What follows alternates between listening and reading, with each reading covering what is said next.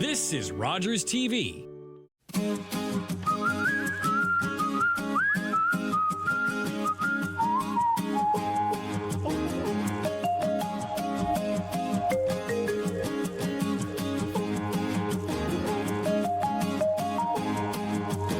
Welcome to this week's edition of the Paint Box. Welcome back. We've been through Christmas and New Year's. This is the first one back after the break.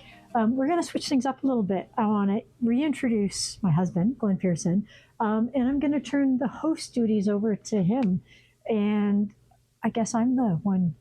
I'll be asking you the tough questions. Oh my goodness. Okay, here we go. So I came into the studio and I found your Vespa scooters inside the studio now. When you did your first show, if you remember, I walked in and your Vespa was outside because it was in September or whatever it was, but now it's inside for the winter, Yep.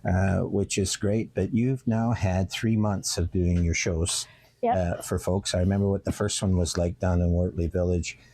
But I did wonder how the experience has been for you, because a lot of variety of stuff that you did. Was it what you thought it was going to be, or is it more challenging? I think it's been a little bit of both. I think there's been some exciting and new things. In many ways, I'm a student, so I love the learning process. Mm-hmm. And the fact that I'm curious and want to go see and talk to people, I've really enjoyed that.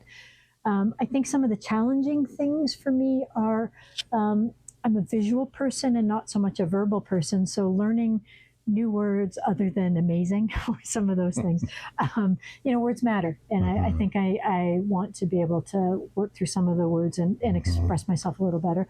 I think some of the technical things have been challenging. The sound, the ability to frame and to be both behind the camera and front has been challenging. But I think overall it's been great. Yeah. I think the one thing I have learned in many ways is I think it's a really necessary thing within the City of London, when it comes to sort of exploring what's going out there. And that might be my role.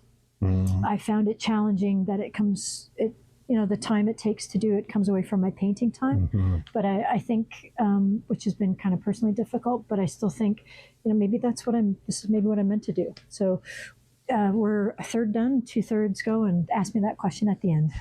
So I talked to a few artists during the fall, and they said that they feel that the artistic community in London is there and people support one another, but it's kind of obscure from the mainstream, right? It's not really seen. There's a lot of stuff going on, but it's hard unless people are into art or go to art shows.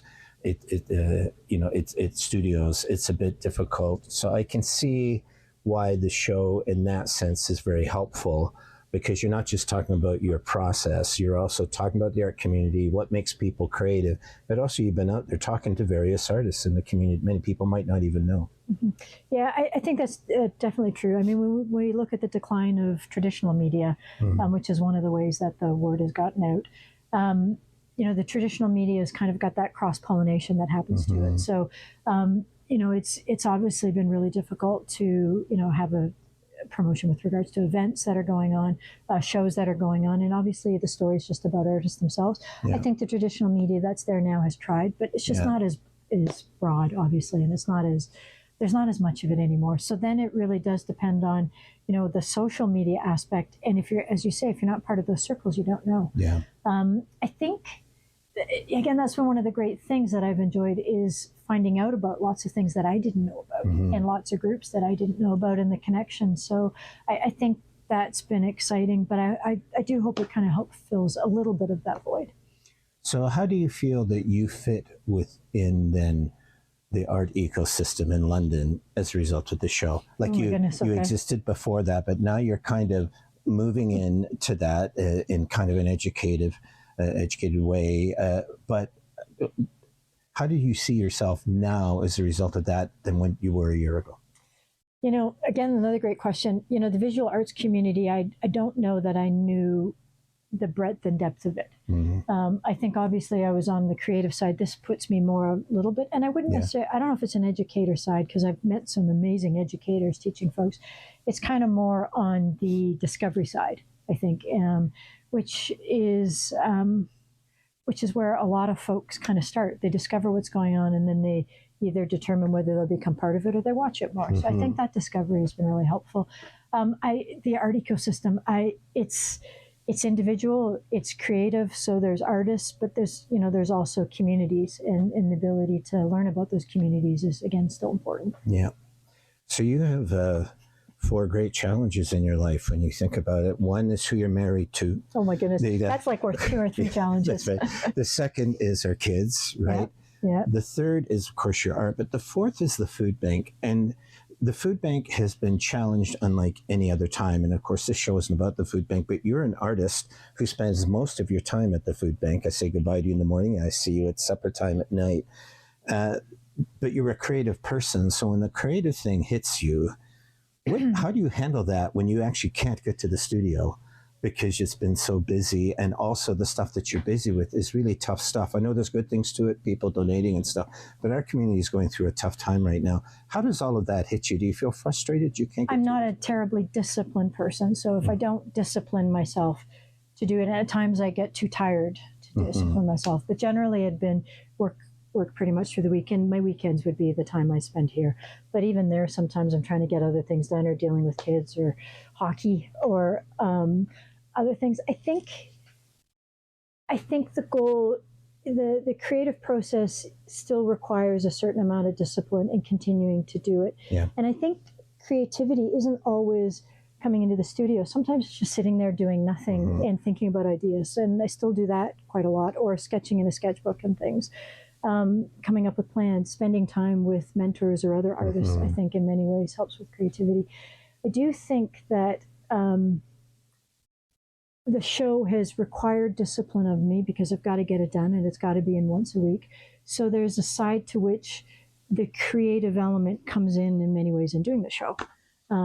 But there is an enforced creativity with regards to some of the promises I've made to folks, or just, again, as a student, I've still been working on sketching and lots of other things. So I think, I've still been producing. So I take paintings from here, and we've got a little gallery inside the house, and you've slowly been able to see some of those paintings in there that are finished. So it's been okay. I think it's been difficult managing everything. I think I don't do anything to a degree to which I would like to be able to do. So it's been difficult keeping my head above water.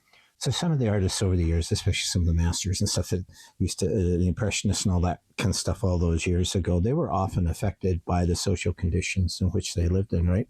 Sometimes they could show pastoral scenes, but sometimes they could show something that almost looked like a massacre, right, in a field. And obviously it affected their creative process in that way. Do you find the creative process, the thing in you, not that makes you get out to paint, but what you paint, do you find that is harder to do as a result of what you see every day? Not yet. Okay. I think it could potentially in the future, because I think right now for me in a journey, I'm still learning and practicing the techniques, and I'm loving the painting side, just jumping in and painting. I don't necessarily always love the result, but it tends to be landscape. So, when I look at beauty, truth, and suffering in that sense, like truth to me is kind of the curiousness and learning about history. The beauty in many ways is getting out in nature, and that's a really important part of me. So when I go out there, that's kind of what's translating right now to the canvas. And then of course the suffering side in terms of my ability to ease some of that. Where that translates to painting is more who I want to give it to. But I'm not necessarily painting what people are going through. Yeah. What I'm painting is like scenes, wonderful scenes, and scenes that have a certain amount of meaning to them, and that's what I'm giving. Kind of landscape and memory type of stuff. So I think I do want to get more into what I would consider a voice or an idea, and then explore the idea. But in many ways, the idea for me right now is just the ability to represent the beauty of the world and get it on canvas and getting it to people to make their lives a little better. Just so you know, Jane mentioned hockey earlier. So Jane plays hockey for a women's team. Her birthday was in September. It was at the art opening at the Westland Gallery. So we had a Model T Ford come and pick her up and take her there for her 60-1 birthday. I'll let you do the math from there.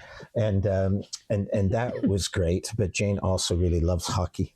And, it's a real out for you. And there's sometimes when she comes home, though, that I'll find her coat on the floor, everything left everywhere, and she's gone, and I don't know where she is. And I look out the side door, and the light to the studio was on. Do you need art? That's I guess what I'm saying, that you finally have had enough of the other stuff, and you have to get to that. Overall, I think the answer to that is yes. When I come in the studio, yes, I come for myself, but I come for all of these other things as well. Sometimes that I have to do it. And I think when I used to talk about an artistic journey, it used to be this journey, right? Mm-hmm. And I think I've realized more in many ways. It's like this wheel. It's like you still can come in, and it's still a lot of work. Yeah. And it sometimes feels like I can't paint. Like I get in front, and I don't know what I'm doing. So is it a block? I don't know if it's a block. It's just that you're having trouble getting everything together. Yeah, and it's part of my process is just to jump in and then fight with the painting as I go. Yeah. And then as I get away from it, come back, I sometimes go, yeah, actually that's pretty good. So I think the more you know, the more you realize you don't know as much. I think that's part of it. But I also think it's not this journey to perfection. It's this journey of just constant struggle. And I think that's okay. So I've talked to some artists. You're very fortunate. I've talked to some artists who have to, it's their livelihood, mm-hmm. right? So they have to go to the studio, whether they like it or not, whatever their conditions are. This is how they live. And some are successful, some struggle. I understand all of that. You, on the other hand, it's not your livelihood. No. But does that then, I guess in some senses, that liberates you? You don't have to worry about that. But I guess in other senses, if it was your livelihood, you have to go out to the studio and do it. You have to get it done. You don't feel that pressure, do you? No, because I think it's not, you just don't have to get it done. If it's your livelihood, you have to then do all the business side and, get it sold or get it out in front of people. Yeah. I think I feel the pressure of finishing a piece. I'm really good at starting something. I'm not necessarily as good at finishing it. Mm-hmm. So learning how to finish it and know when it's done is a skill I'm learning. I think I've understood painting / art, drawing, any of those things are actually just skills. They're not necessarily talents. The talent comes in either the drive or the finish or the idea. Mm-hmm. And then making something yours. And as long as you just stick with it and you're kind of honest with whatever that is, I think that's what it's meant to be.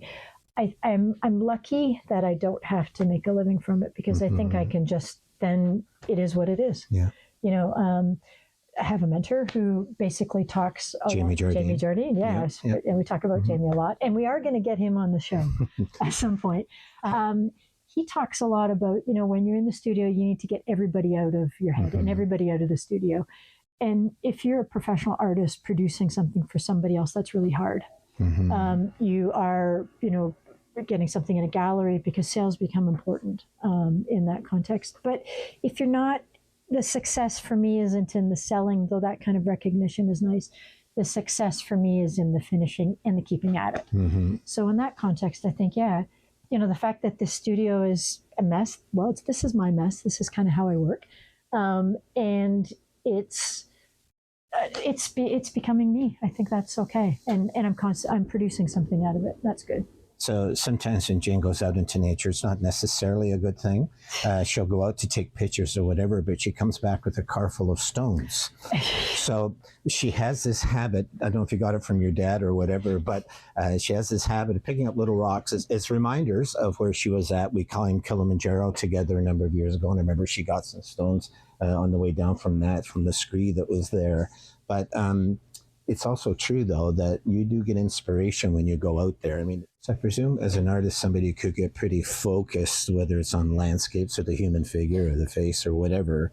But for you doing the show, the paint box, you're actually seeing a lot of different things out there. People, I remember the first show that we did. Do you remember it had been raining, and we were down in Wortley Village for the plein air show, I think, and so I was trying to video you with the traffic driving by in the rain, and it was a fascinating time. But all of these people were all doing different kind of things, right? And they had different styles in the way they have done it.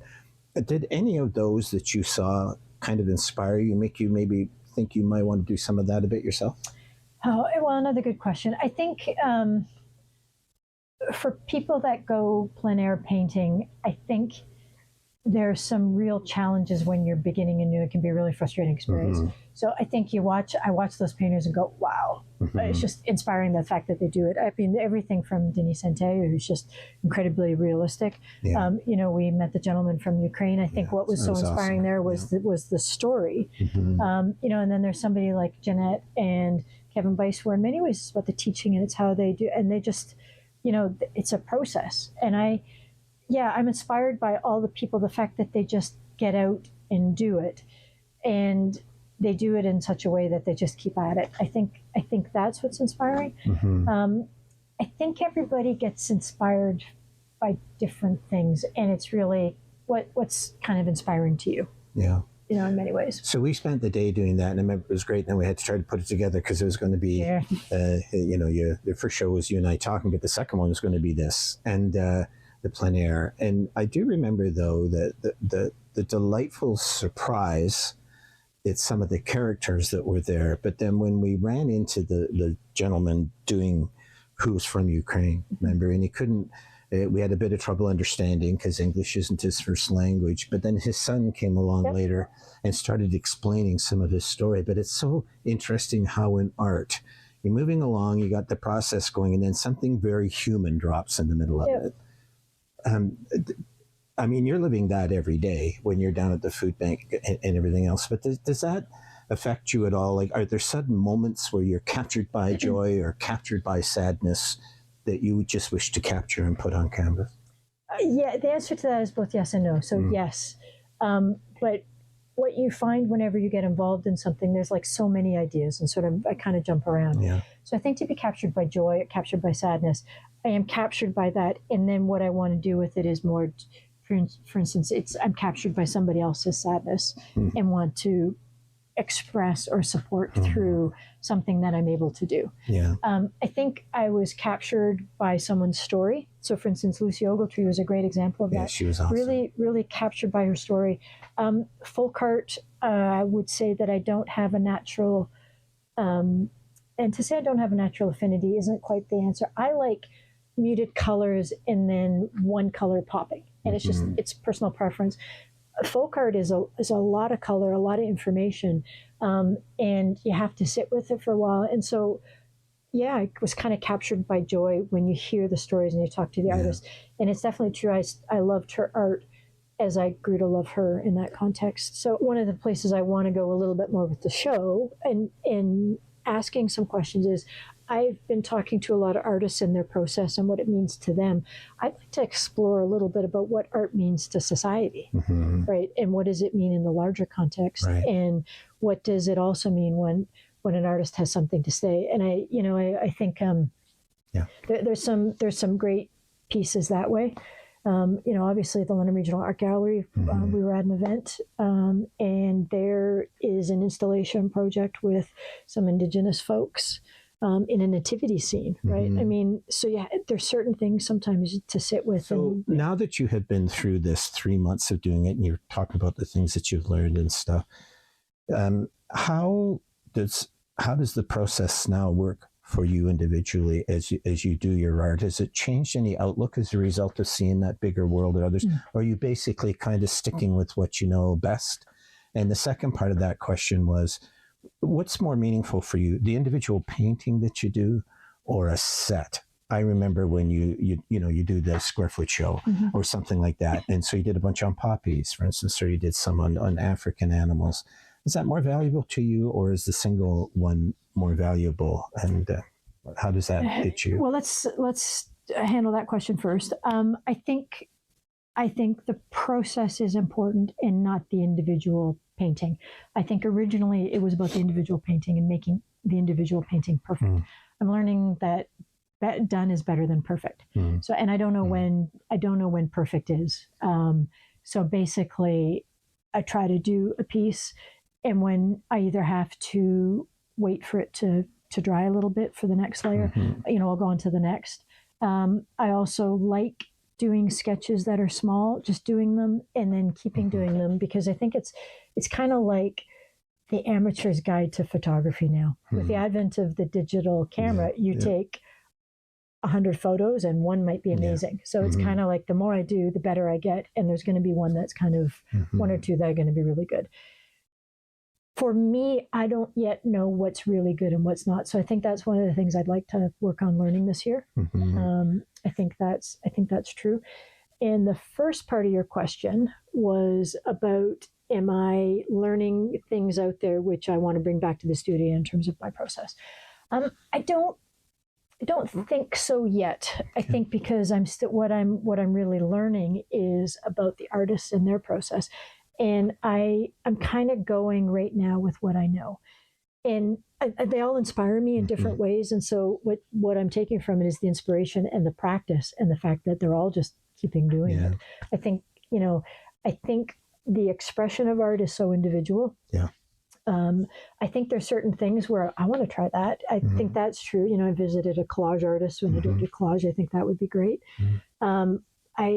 However, I do think that as I go more forward and I start talking to people outside of the circle, I think there'll be even more things that kind of inspire me.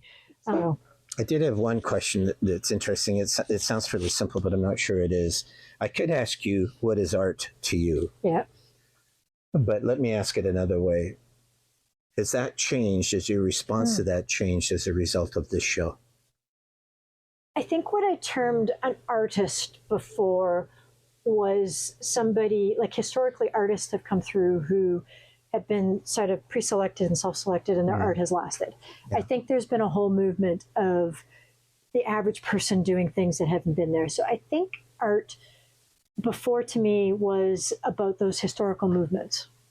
That's right. And I think art was about something you had to say. And it was A, how I learned history, but it was also B, how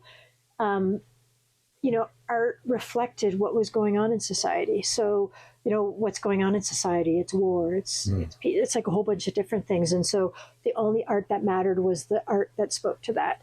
I think I've understood that art is incredibly personal. Art is much bigger than that. The art that lasts, of course, there's some art that has, stuff to say and is incredibly important. But there's a level of art, kind of and I think Kevin Bice talked about this. Of course you've got your professionals, but you've got kind of the recreational leagues and everything else there, that they're just as valid with regards to people's expression and the individual journey. I think I'm giving more place to that a little bit. I think for the show, what it's taught me is that art, I always saw art as an individual person kind of doing something, but art is actually all of these movements. And art is oftentimes groups of people together creating something. And then it's, sometimes it's about recognition, but lots of times it's not. So I think my idea of what art is definitely expanded. So if you wanted me to ask you one particular question for the show, what would it be? We didn't consult before this. Oh, so my goodness. One particular, what question have you asked that I wouldn't want? So what's the one thing that, my question would be a question back to you. What's the thing that drives you around the bend about my art or my drawing or the way that it's working? Anybody that's in relationships, family, whatever it is, I don't have any of that with you. To be honest, I think I saw this as kind of a flowering for you. We go through so much at the food bank and in Sudan. You need this. For me, it's writing. But for you, I've seen how art has begun to capture you. It's not so much you're trying to capture a feeling and putting it on the thing. Art itself has captured you and pulled you forward. And any spouse or family member would look at that and go, thank God.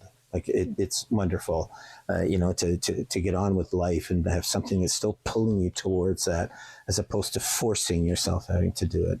So no, I didn't know you were going to ask that question, but I can't think of anything, to be honest with you. I'm really happy and really want to support you with it, but I'm very much aware it's your journey. Yeah, well, I mean, and the support comes through everything from the studio to the reason why I'm doing the show is basically through discussions we've had. Yeah. Basically say that Glenn was the one who talked me into doing this, wasn't terribly comfortable with this.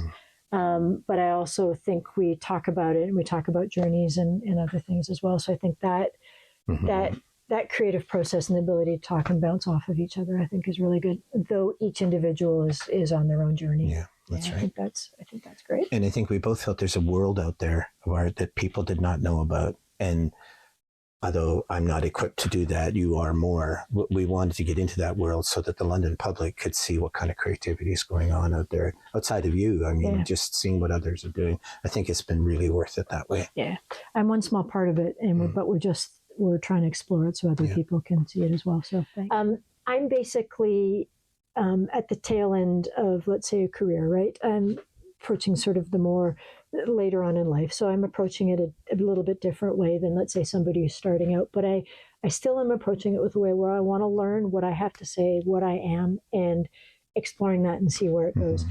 And the ability to see all of what's going on with London or talk to people, has been great, because it's true. Some ideas I've never really thought of. And I think that's really great. I'm really looking forward to, I want to, go visit a graffiti artist. I want to go visit a tattoo artist. I'm going to head to Western, obviously, artists who's Indigenous. I think to get out of my comfort zone of what I know, I think I'm really excited about. Yeah, because that's really is where the community is. Right? It's very pluralistic out there. Yeah. So just finally then, has it been worth it for you doing the show?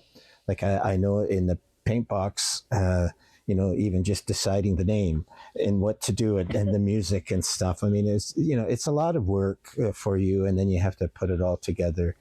Has it been a worthwhile experience? Is it the thing that you would like to, keep doing as part of your own career and part of your own painting? Or is it the kind of thing, I did it for a while, but really I want to get back into it. Where are you at on that? Yeah, again, that's a really difficult question. I think it's too soon to ask me that. Okay. I think I'm still learning. I think some of the technical things I find challenging. I do think it's really important that somebody does this. And I think in many ways, the fact that it's me or it's us actually helps it get out there. I don't have any, I know that that's part of it, but and again, maybe it's more important that that's my voice versus the artistic versus learning the painting. Maybe it is more important I spend that time, and that's what the community needs. I don't quite know the answer to that question, but I think by the end I'll know the answer to that question. I know because of my limited time, I've been looking for a formula which allows me to produce the paint box with, so it's kind of more like an assembly line, you mean? Yeah, a little bit. You're saying, so it saves time, so it actually gets done. Done is more important than perfect. I watch the episodes or putting together episodes, and there's always things I don't like.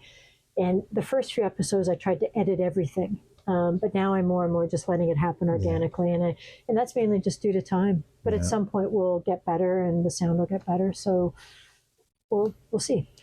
I think it's been good for the community. I think it's been good for you to do the show. But I also think that the most important thing is, really this art explosion that's happened with you just in these last few years has been so great for you. So I think there is that double benefit. So keep watching, because maybe at some point in the coming months, Jane will tell us whether she'll keep going at it or if she's done enough. But I do think that there are multiple benefits, and not just for you, but for other artists to be seen and to be able to tell their story as to what they think. I think that's very important, and you have done that. I've been really proud of you for doing that with the show. I know it's frustrating for you, but she stays up till 2:00 at night, and I can see the computer screen on. She's still trying to edit it and put it all together. It's been a challenge for you technologically, I understand, but you've done well with it. And I think the community needs to keep hearing more of you. That's just my sense. So thank you. No, that's awesome. I've done 12 shows. I promised 40, so there's another 28 to come.